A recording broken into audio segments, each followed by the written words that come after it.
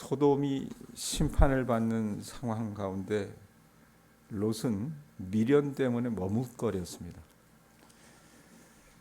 그러면서 자신이 하나님의 은혜를 덧입은 존재라면 하나님 저를 산에까지 도망하지 말게 해주시고 소돔과 같은 작은 평지 성읍인 소알이라고 하는 곳에 피신할 수 있게 해달라고 간청을 해요.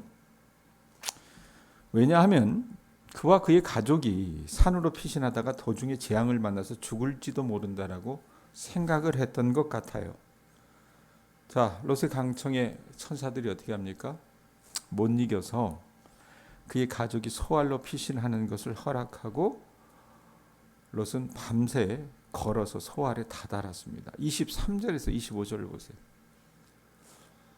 자, 롯이 소알에 들어갈 때에 해가 돋았더라 이렇게 얘기해요. 24절 어떤 일이 벌어집니까? 그리고 나서 여호와께서 하늘 곧 여호와께로부터 유황과 불을 소돔과 고모라에 비같이 내리사 그 성들과 온들과 성에 거주하는 모든 백성과 땅에 난 것을 다 엎어 멸하셨더라.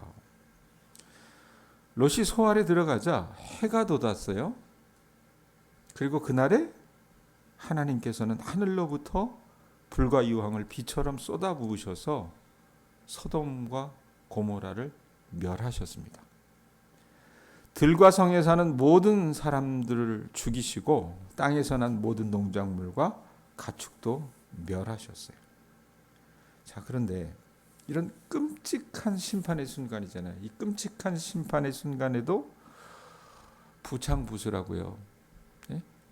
남편 못지않게 미련이 많았었던 이 롯의 아내가 어떻게 합니까? 뒤를 돌아봐요. 뒤를 돌아보다가 머뭇거리다가 소금 기둥으로 변해버렸습니다. 롯의 아내는 소돔 성에 대한 미련을 끊지 못해 소금 기둥이 되었고, 여러분 롯이 피하자고 분명히 예비 사위들에게 이야기를 했어요. 전가를 했는데 그 사위들이 어떻게 했습니까? 우스갯소리로 여겼어요. 그래서 그 사위들은 결국 멸망당한 소돔 사람들과 함께 잿더미에 파묻히게 되었다고 말입니다. 여러분 흔히들 가족 간에 화합이 없고 각자 제멋대로 행동하는 집안을 뭐라고 얘기합니까? 콩가루 집안이라고 얘기합니다. 아마도 롯의 가정이 그랬던 것 같습니다. 이 가정이 여러분 이렇게 끔찍한 비극을 겪은 이유는 사실 그 누구보다도 롯에게 있는 것 같아요. 자, 롯을 두고 여러분 어느 성경에서는 의인이라고 말하기도 하지만 비교적 의인이었어요. 비교적. 상대적으로 비교해 봤을 때 비교적 의인이었으나 롯은요, 그가 살아가는 어떤 개인 경건의 삶 속에서는 소돔 사회에 전혀 영향력을 발휘하지 못했어요. 재판관 역할을 했다고 했잖아요. 그러나 그 사람들에게 아무 영향을 발휘하지 못했고 가족 구성원, 사위나 그 다음에 아내나 딸에게도 전혀 영향을 끼치지 못했던 사람이라 그 말입니다. 사위들은 불타는 소돔성을 나가라고 호소하는 장인의 명령을 우스갯소리로 받아들였고 롯의 아내는 어떻게 해요? 천사들이 엄하게 경고했잖아요. 엄하게 경고했음에도 불타는 성을 향해서 미련을 끊지 못해 돌아보다가 소금 기둥이 된 것을 볼 때 이 사람의 신앙이 여러분 얼마나 허울뿐인 신앙이었는지 우리가 말씀을 통해서 확인할 수 있다고 말입니다. 그러고 나서 27절에서 29절 말씀을 보면 롯이 소돔성에서 구원받은 이유를 아브라함의 중보기도 때문이었다라고 이야기를 해요. 29절 한번 보세요. 29절에 보면 뭐라고 얘기합니까? 하나님이 그 지역의 성을 멸하실 때, 곧 롯이 거주하는 성을 엎으실 때, 소돔을 엎어버리실 때에 하나님이 누구를 생각했대요? 롯을 생각하셨대요? 아브라함을 생각하사 롯을 그 엎으시는 중에서 내보내셨다라고 얘기합니다. 어제 제가 우리 교우들에게 말씀을 전하면서 미련 때문에라고 하는 이야기를 좀 했어요. 네? 여전히 여러분 롯은요, 누구보다도 이 불타는 소돔성에 대한 미련을 버리지 못하고 있었던 것 같아요. 네? 무엇을 가지고 그렇게 이야기하느냐? 소돔을 멀리 떠나서 산으로 도망하라고 천사들이 먼저 권고했잖아요. 그런데 그건 무시하고 근처에 작은 성이었던, 멀지 않은 작은 성이었던 소알에 머물기를 원하고 그곳에 잠시 피한 것을 보면 아마 여러분 롯 자기 딴에는 생각이 있었던 것 같습니다. 뭐냐면 심판이 있은 후에 소돔성으로 다시 들어가려고 한 것은 아닐까. 왜? 거기 쌓아둔 게 많잖아요. 피 같은 것이 많잖아요. 창세기 여러분 13장 10절에서 12절 보면은 그 13장의 내용이 어떤 내용이에요? 아브라함과 롯의 목자와 양이 많아지기 시작해서 갈등이 생기고 분란이 생길 수밖에 없었어요. 그래서 땅을 나눌 때에 여러분 이 소돔 땅을 바라보는 롯의 그 애착이 말씀 가운데 나옵니다. 뭐라고 나오냐면 롯에게 있어서 소돔 땅은 말씀에 뭐라고 얘기하냐면 비옥한 애굽 땅과 같고 에덴 동산처럼 안락한 곳으로 여겨졌다 그 말입니다. 그렇게 보였어요. 그래서 롯은 원래 요단 앞에 평지에 살다가 큰 죄인들이 사는 이 소돔까지 어떻게 해요? 들어간 거예요. 마치 여러분 쇠붙이가 자석에 끌려가는 것처럼 이 롯은 어떻게 해요? 소돔이 주는 마력에서 헤어나오지를 못하는 거라 그 말입니다. 여러분 경기도 사람들이 서울 사람들을 얼마나 부러워하는지 아세요? 예? 우리는 시골에 살면서 여러분 어때요? 도시 사람들 많이 부러워하잖아요. 그래서 어떻게 합니까? 경기도 언저리만 살다 와도 뭐라고 얘기해요? 안산에서 살다 와도 어떻게 서울 살다 왔다 그래. 예? 그만큼 여러분 어떻게 사람들이 동경하잖아요. 롯이 그랬던 거라고 말입니다. 예? 자기 눈에는요, 그 소돔 땅이 보암직도 하고 먹음직도 하고 탐스럽기도 했던 거. 미련이 많았어요. 13장만 그런 게 아니라 14장에도 여러분 어떤 일이 벌어져요? 그돌라올멜이라고 하는 이 동맹군, 북쪽의 동맹군에게 소돔 왕이 어떻게 대항을 하다가 전쟁이 벌어지잖아요. 그랬을 때 롯이 포로로 잡혀갔었는데 삼촌 아브라함이 병사들을 이끌고 가서 그를 구원을 해줘요. 롯이 여러분 구사일생으로 살아난 거지 않습니까? 그러면 사람이 어떻게 해요? 깨닫는 게 있어야 되는 거 아니에요? 예? 이러다가는 내가 이 죄악이 관영한 이 소돔성에 살다가는 야 나도 가족도 모두 망할 수 있겠다. 이렇게 생각하고 어떻게 해요? 다시 소돔성으로 들어갈 것이 아니라 삼촌을 따라서 다시 산지로 이주할 수 있는 기회가 있었지만 어떻게 해요? 미련 때문에 소돔성에서 과감히 발을 떼지 못했어요. 결국 소돔은 어떻게 해요? 멸망당하고 두 딸과 함께 소알성으로 간신히 롯은 몸을 피할 수 있었습니다.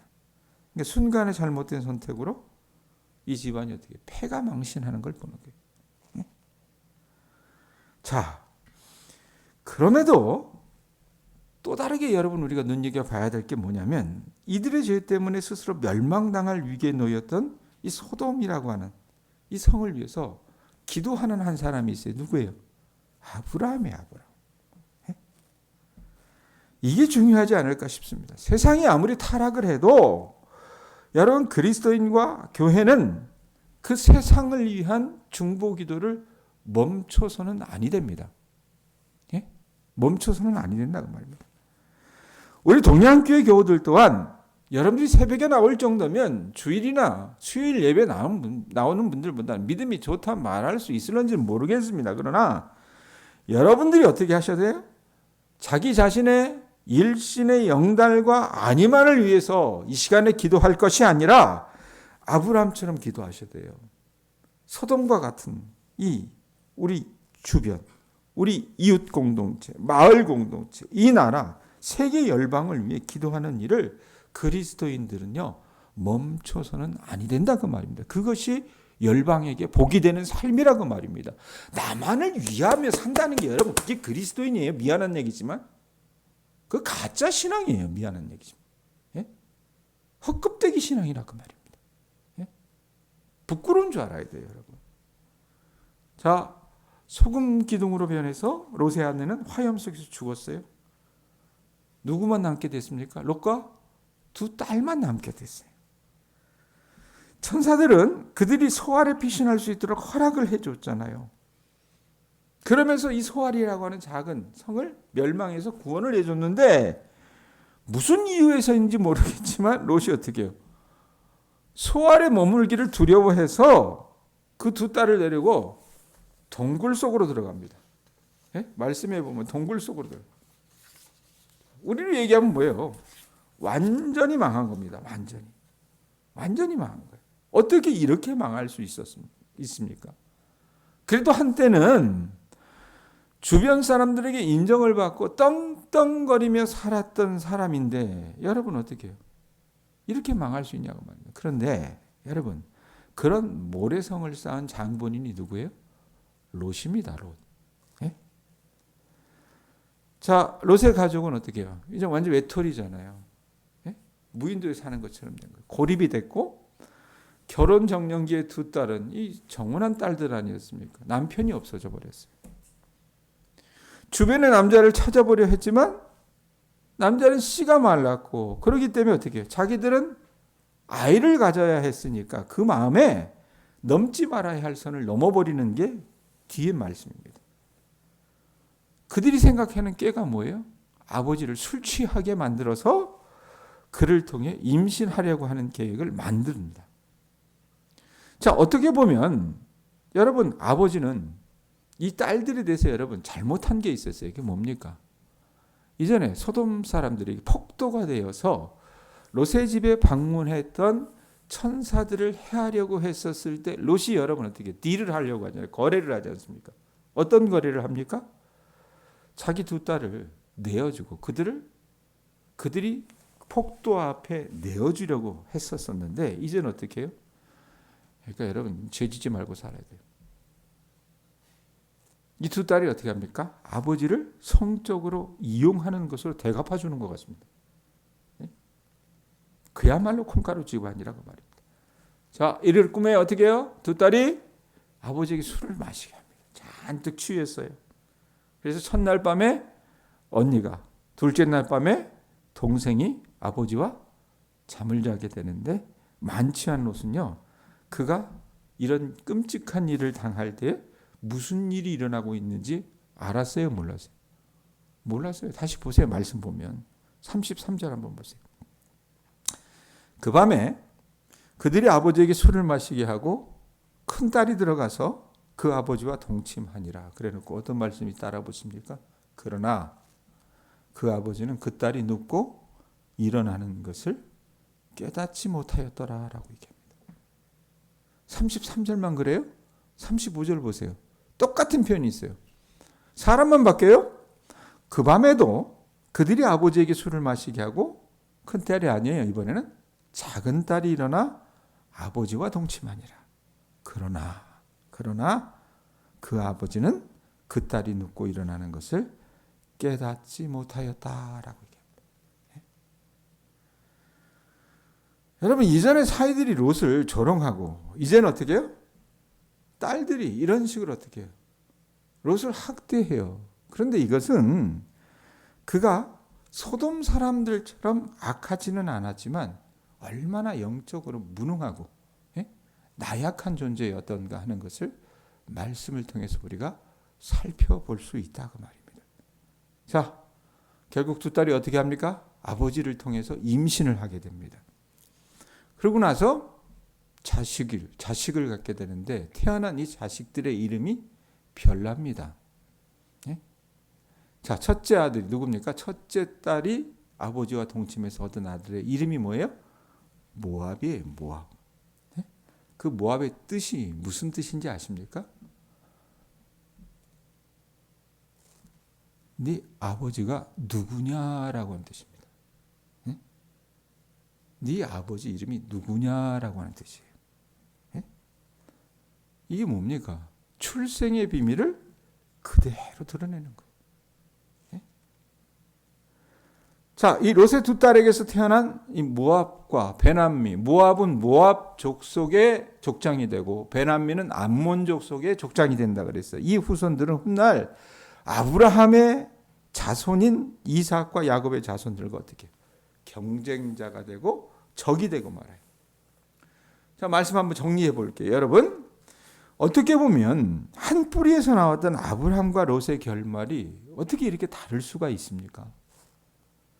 아브라함은 세상 여러 민족에게 복이 되는 삶을 살아가게 되지만 롯은 어떻게 해요? 눈에 보는 것에 마음을 두다가 패가망신하는 삶을 삽니다. 우리 속단에 처녀가 애를 낳아도 할 말이 있다고 여러분 롯이 한 행동 또 이 롯의 두 딸이 꾸민 행동은 나름대로 얼마든지 우리가 합리화할 수 있는 여지가 있습니다. 이 두 딸이 놓인 그 상황 때문에 처한 그 상황 때문에 어쩔 수 없이 이렇게라도 행동할 수 있는 것이 아니냐라고 우리가 말할 수 있겠지만 여러분 그것은 상황 논리일 뿐 이들의 행동에서는 그 어떤 신앙의 모습이 보이지 않는다고 말입니다. 현대에 이러고 사는 그리스도인들이 부지기수예요. 우리 교회 안에도 여러분 얼마나 많은지 아세요? 네? 롯이 그랬던 것처럼 이 두 딸도 어떻게 해요? 그죠? 자기 눈앞에 보이는 그것에 천착하는 그것에 근거하는 삶을 살았어요. 여러분들은 어떤 삶을 살아가려고 하십니까? 2026년을 열면서 여러분이 생각하고 내린 또 앞으로도 내리게 될 판단이 과연 말씀과 신앙에 근거한 것인지 아니면 롯과 그 두 딸처럼 눈에 보이는 것에 근거한 것인지 여러분들이 한번 점검해 보실 수 있었으면 좋겠습니다. 우리 또한 우리가 처한 상황에 근거해서 얼마든지 우리 행동을 합리화할 때가 많습니다. 여러분, 한국교회 많은 그리스도인들은요, 하나님을 믿지 않습니다. 안 믿어요. 안 믿습니다. 자기를 믿지. 돈을 믿지요. 권력을 믿지. 하나님을 안 믿습니다. 그리고 교회 나서 어떻게 해요? 복 받기를 바라요. 목사는 복을 빌어주는 여러분 무당과 비슷한 사람으로 여깁니다. 예? 아주 자기 행동을 합리화해요.